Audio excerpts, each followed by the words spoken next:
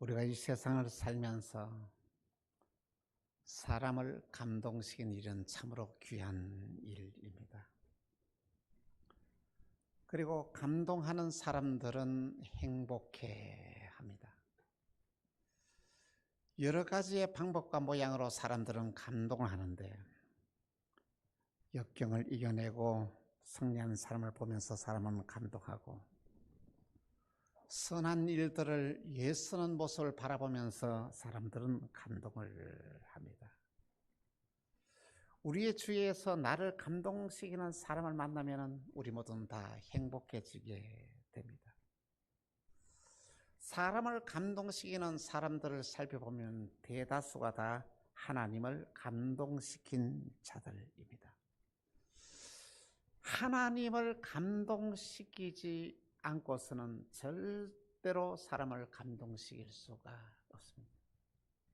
다시 말하면 오늘 저와 여러분들이 하나님을 감동시키는 삶을 살게 되면 나를 만나는 모든 사람들이 다 감동하게 된다는 말씀인 것입니다.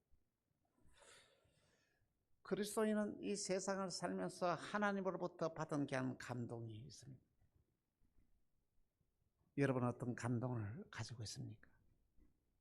각자가 체험한 상황들은 다 다릅니다. 그런데 예수를 믿고 감동하면서 받은 은혜의 체험은 다 다르지만 들어보면 너무너무 다 귀하다는 말씀인 것입니다. 특별히 우리가 예수를 믿으면서 감격해하는 이유 중에 하나가, 가장 중요한 것 중에 하나가 있는데 그것이 무엇이냐 하면은, 오늘 저와 여러분을 하나님의 아들 되신 예수님이 너무너무 저와 여러분들을 사랑하셨다는 것이죠. 저와 여러분을 얼마나 사랑하신지 알고 계십니까? 당신의 독생자를 이 땅에 보내시고 저와 여러분의 지었던 모든 죄와 허물로 인하여 그 아들이 십자가에 못 박혀 달려 돌아가셨습니다. 그리고 3일 만에 다시 살아나시면서 예수를 믿는 모든 사람들의 모든 죄를 다 용서하고 다시 살리는 놀라우신 믿음의 기적을 일으키고 있는 것입니다. 오늘 저와 여러분이 세상을 살아가면서 여러분의 주위에 있는 사람들을 감동시키기를 원하면 먼저 하나님을 감동시키는 삶을 살아야만 합니다. 여러분은 신앙생활하면서 내가 어떻게 하면 하나님이 감동하실까 고민해 본 적이 있습니까? 당연히 고민해야죠. 내가 하는 행동을 보고, 내가 하는 생각을 보고, 내가 하는 말을 듣고 하나님이 감동하시면 여러분 놀라운 믿음의 기적이 일어나게 됩니다. 추석 명절이 다가오고 있습니다. 이번 추석에는 여러분이 만나는 모든 사람들을 감동시키는 믿음의 기적이 나기를 바랍니다. 특별히 여러분의 가족들이 여러분을 만나보고 감동하는 놀라운 일들이 일어나기를 바랍니다. 코로나19로 인하여 고향에 가지 못하더라도 부모님을 감동시키고 형제를 감동시키는 여러 가지의 방법이 있지 않습니까? 이번 추석은 여러분의 가족의 온 식구들이 감동하는 이 풍성한 은혜와 축복이 임하기를 간곡히 부탁을 드립니다. 오늘 본문에 보니까 하나님이 저와 여러분을 지으시고 저와 여러분들을 선택한 이유가 있다는 것이죠. 그 이유가 뭐냐 하면은,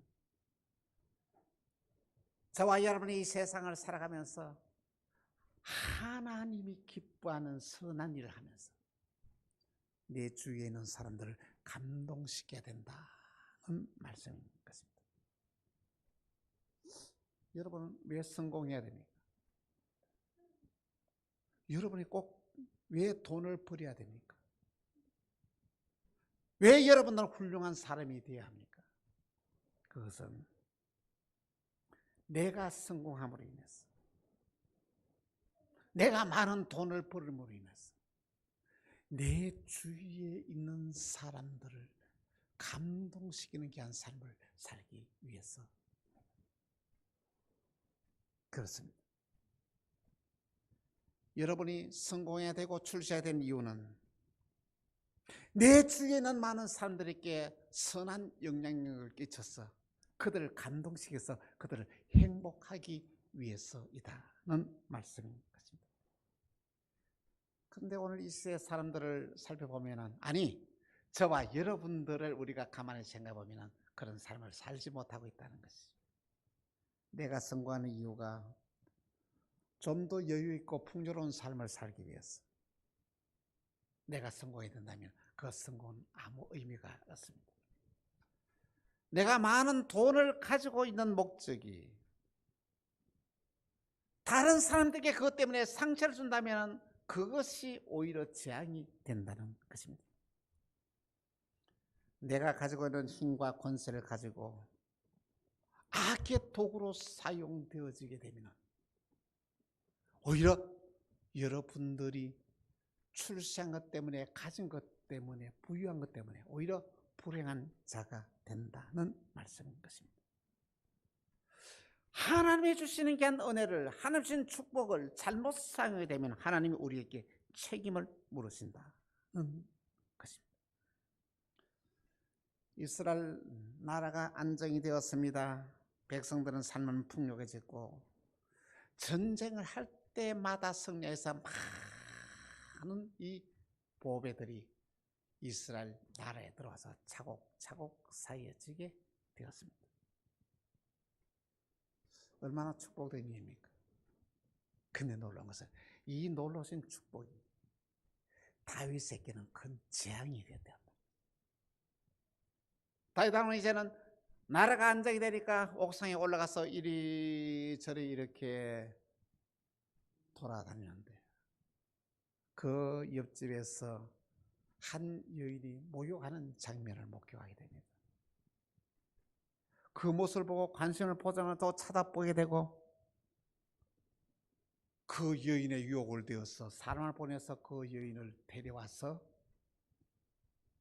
못된 짓을 하게 됩니다.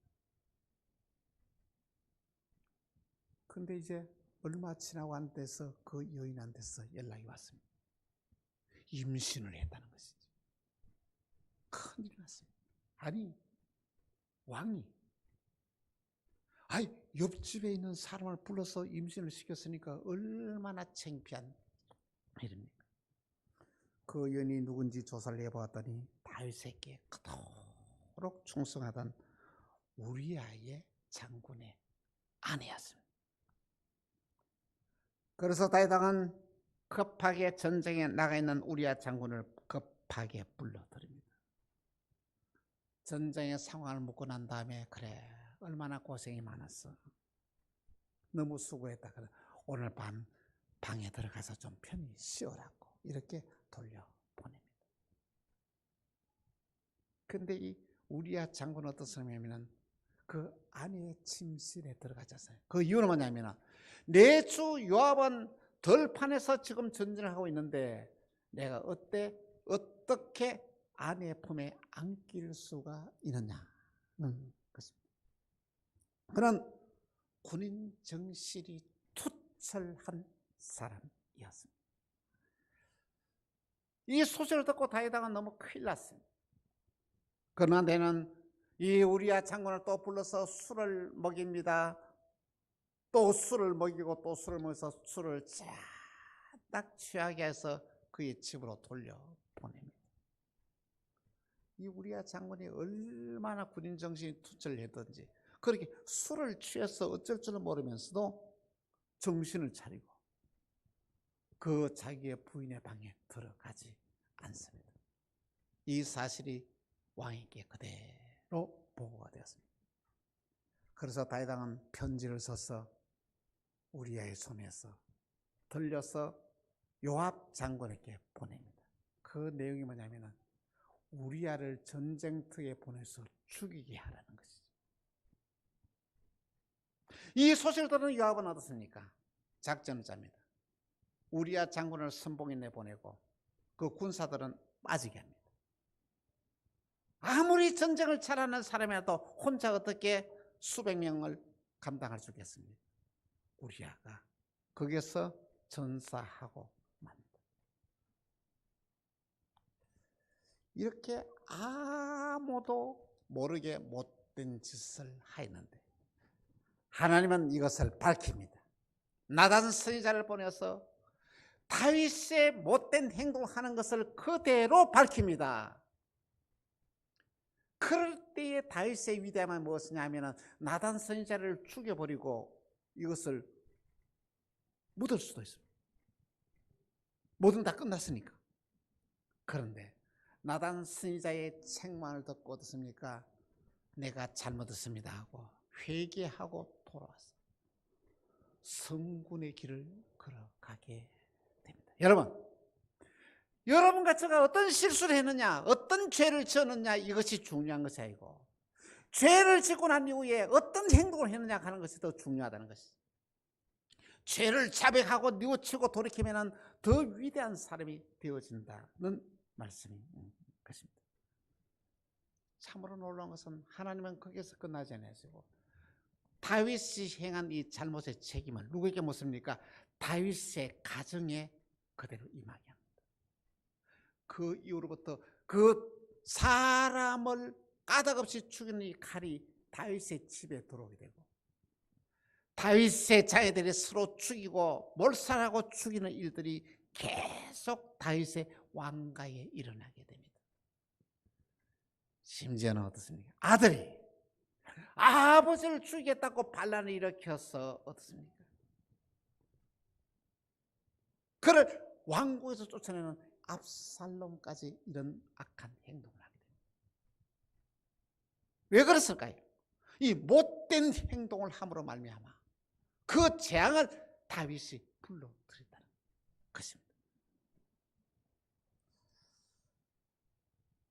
오늘 본문에 보니까 하나님은 저와 여러분이 이 땅에 살면서 저와 여러분이 이 세상에 하면서 꼭 해야 할 일이 있다는 것이죠. 저와 여러분이 신앙생활하면서 해야 할 일이 무엇인지 모릅니까? 하나님이 기뻐하는 선한 일을 해야 한다는 것이죠. 여러분, 오늘 저와 여러분의 신앙생활하면서 하나님을 감동시키는 일을 해야 한다는 것이죠. 여러분, 보이지 않는 하나님을 여러분 어떻게 감동시키겠습니까? 하나님이 감동하는지 하나님이 감동하지 않는지 여러분 어떻게 알 수 있습니까? 하나님은 감동하지 않는데 내가 하나님을 감동시키겠다고 이리 우리가 말할 수 있습니까? 하나님을 감동하는 귀한 방법과 귀한 비결이 있습니다. 뭐냐면 여러분의 주위의 사람들이 감동하면 하나님이 감동합니다. 여러분의 주위에 있는 사람들을 감동시키면 여러분은 하나님을 감동시킵니다. 그러면 어떻게 하면 하나님을 감동시킬 수가 있겠습니까? 여러분의 주위에 있는 사람들을 감동시키는 것이 바로 하나님을 감동시키는 일이다는 말씀인 것입니다. 먼저 첫 번째로 양보하는 마음과 행실이 하나님을 감동시킵니다. 사람들 말합니다. 양보하는 것이 미덕이라고. 그런데 이 미덕을 본인은 실천하지 않으려고 해요. 자꾸 다른 사람에게 네가 양보하라고 이렇게 요구를 하게 됩니다. 잘못된 것입니다. 착각입니다. 양보는 내가 해야지 상대방이 하는 게 아닙니다. 내가 착한 마음으로 내가 가지고 있는 것을 내어놓고 포기하고 양보할 때 하나님이 우리에게 큰 은혜와 축복을 더해 주십니다. 아브라함이 고향을 떠날 때에 그의 조카 롯이 따라 났습니다.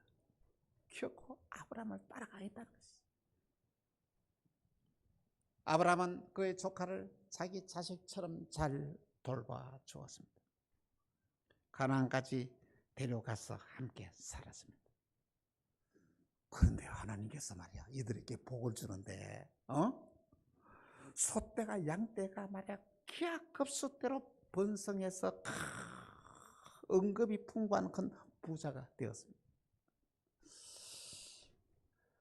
참으로 신기한 것을 우리는 발견하는데 서로 부자가 되었으면 더 많은 것을 나누고 살아야 되지 않습니까?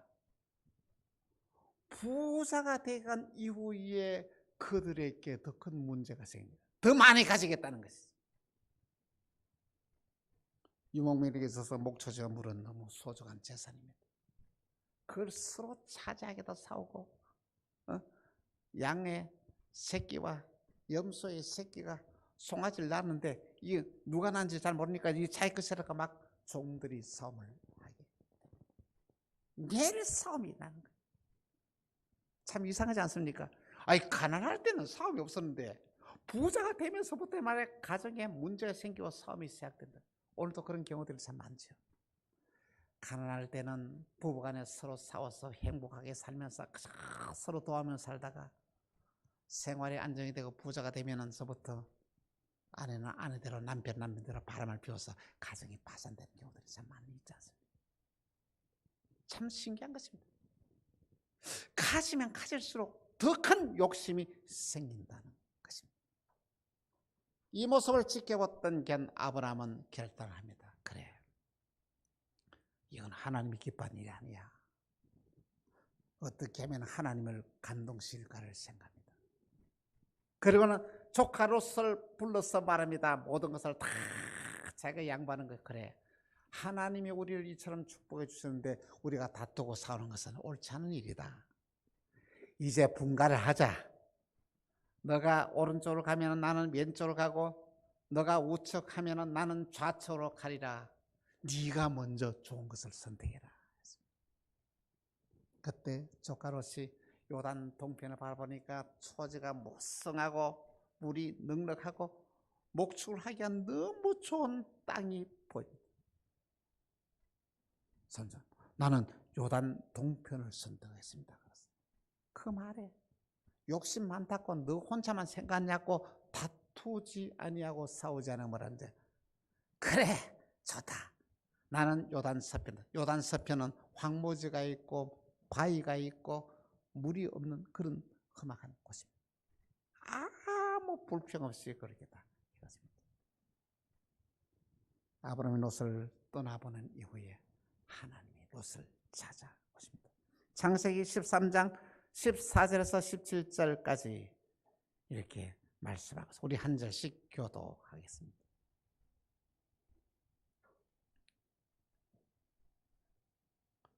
롯이 아브라함을 떠난 후에 여호와께서 아브라함에게 이르시되 너는 눈을 들어 너희 있는 곳에서 북쪽과 남쪽 그리고 동쪽과 서쪽을 바라보라.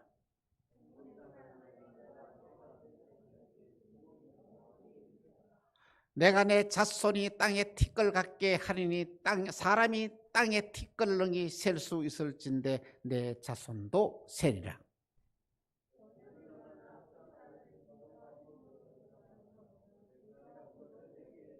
할렐루야. 여러분, 아브라함은 무엇입니까? 요단 동편을 내어주고 양보를 했습니다. 근데 어떻습니까? 하나를 내어줬더니 뭐였습니까? 요단 동편과 서편과 남편과 북편을 다 얻게 됩니다. 거기서 끝나지 않고 종과 힘, 위의 하늘과 땅의 모든 축복을 이 아브라함이 다 받게 된다는 것입니다. 그렇습니다. 오늘 저와 여러분이 세상을 살면서 아브라함처럼 양보하여 내 있는 것을 과감하게 내어놓으면 하나님은 내가 내어놓은 것만큼만 축복하는 것이 아니라 어마어마한 언약의 축복으로 우리를 채워준다는 놀라운 사실을 우리에게 보여주고 있습니다. 그렇습니다. 우리가 양보하면 하나님을 감동시킬 수 있습니다. 양보하는 삶을 살 때 믿음의 기적이 일어나게 되는 것입니다. 두 번째로는 배려하는 마음과 행실이 하나님을 감동시킵니다. 배려는 다른 사람의 입장에서 생각하고 말하고 행동하는 것을 가리키기 배려라 말합니다. 여러분, 좋은 일을 한다고 하면서도 상대방에게 상처를 주는 사람이 너무 많지 않습니까? 상대방을 배려하지 않고 마음대로 행동하기 때문. 엘리사 시대에 수넴의 한 여인이 있었습니다. 그는 엘리사가 지나갈 때마다 그의 집에 초대하여 좋은 음식을 대접하고 잠자리를 제공했습니다.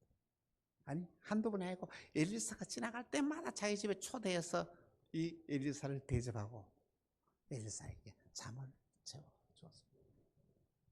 그럼 어떻게 했습니까?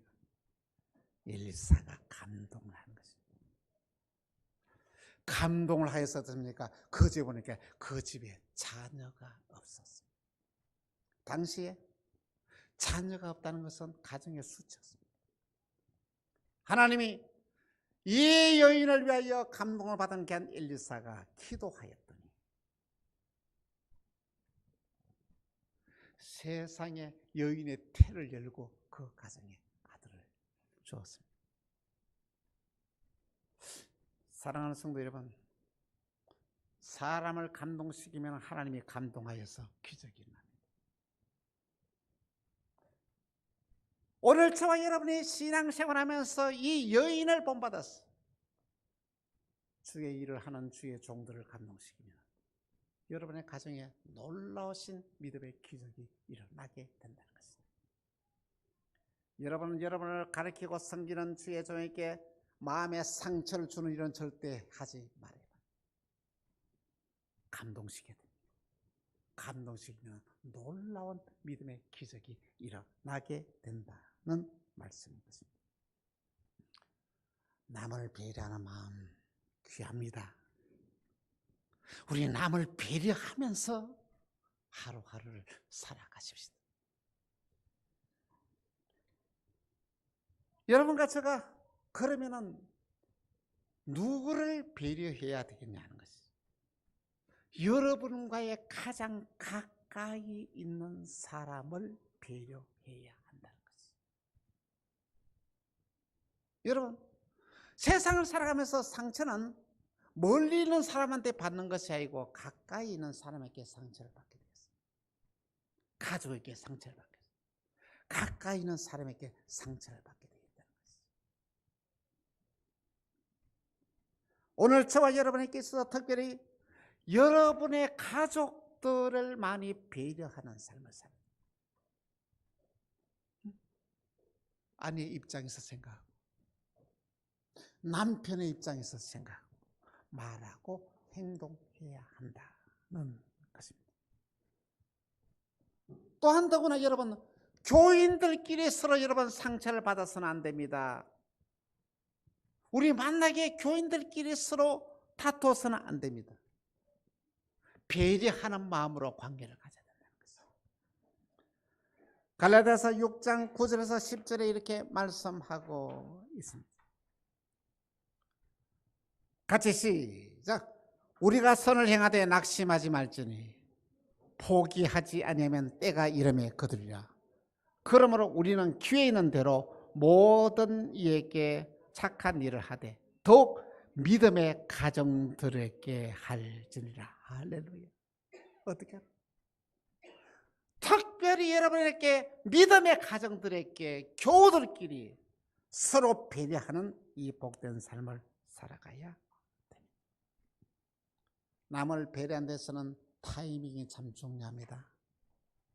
이 타이밍을 배려할 때에 딱 맞춰서 배려하게 되면 그 효과가 갑절의 효과가 더 나타나게 된다는 말씀인 것입니다. 우리가 세상을 살면서 하나님을 감동시키고 사람을 감동시키는 일은 매우 중요합니다. 양보하는 마음, 남을 배려하는 마음은 귀한 것입니다. 이 놀라우신 이 은혜가 여러분에게 있기를 부탁을 드립니다. 세 번째로, 하나님을 감동시키는 일은 선행을 비밀로 해야 한다는 것입니다. 마태복음 6장 3절에서 4절에 이렇게 말씀하고 있습니다.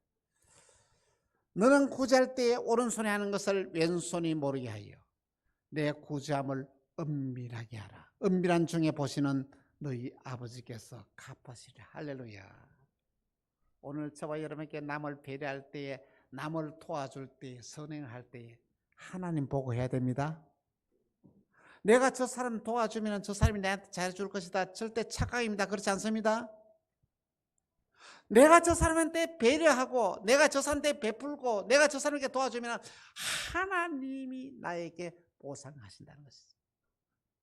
이것 생각하고 선행을 할 때에 정말 아름다운 열매를 맺을 수가 있다는 것입니다.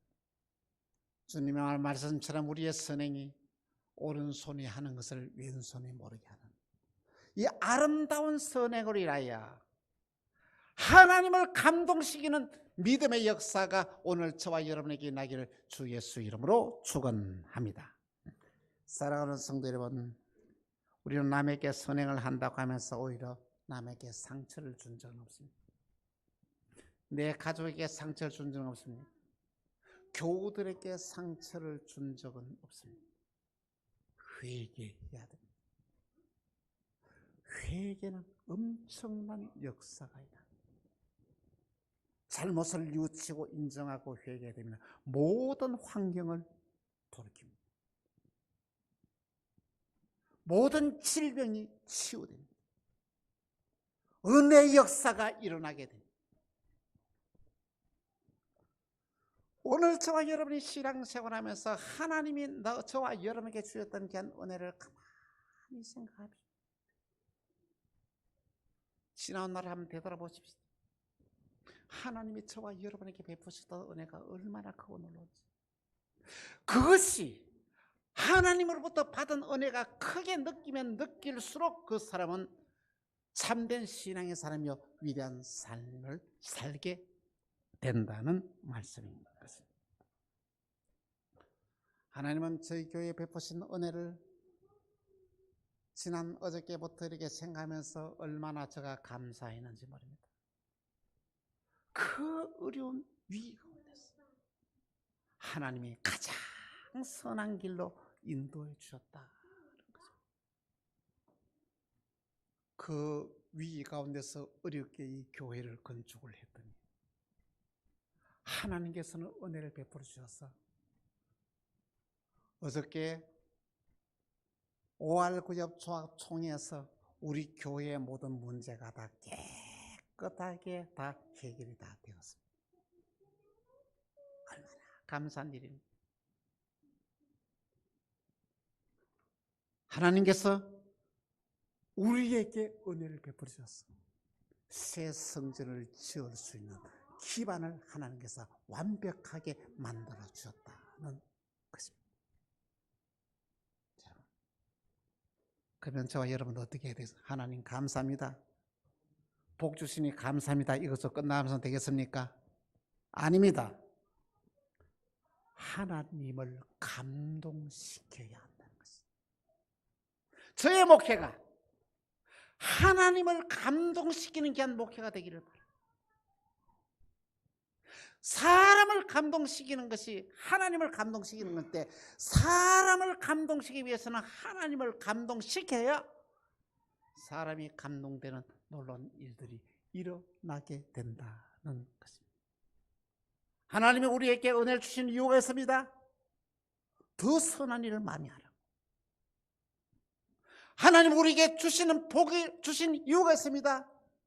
더 하나님이 기뻐하신 선한 일들을 더 많이 하기 위해서 우리에게 복을 주었다는 말씀인 것입니다. 여러분, 이번 명절을 보내면서 여러분들 하나님을 감동시키는 이 삶을 살기를 바랍니다. 만나는 사람마다 무조건 축복하십시오. 만나는 사람에게 누구에게도 상처를 주지 마십시오. 만나는 사람마다 누구에게나 은혜가 넘치게 하십시오. 우리가 모두 하나님을 감동시키는 자가 되었어요. 저와 여러분의 주위에 있는 모든 사람들을 감동시키는 믿음의 역사가 일어나기를 주 예수의 이름으로 축원합니다. 기도합시다. 주님, 저희를 불쌍히 보시고 은혜를 다 주시사 하나님을 감동시키는 축복의 삶을 살게 하여 주옵소서. 하나님이 기뻐하는 일이 무엇인지 늘 깨닫고 찾고 하시고 하나님이 기뻐하는 일을 최선을 다하여 하는 저희 만나교회 모든 성도들이 되게 하여 주옵소서. 우리가 세상을 살아가면서 내 주위에 있는 사람들 감동시키기를 원합니다. 주여, 우리에게 은혜를 다 주시사 내가 만나는 사람들에게 상처받는 자가 없게 하시고 만나는 사람들을 행복하고 만나는 사람들을 감동시키는 은혜와 축복의 삶을 살아가는 우리 만나게 모든 성도들이 되게 하여 주옵소서. 주 예수 그리스도 이름으로 기도합니다. 아멘.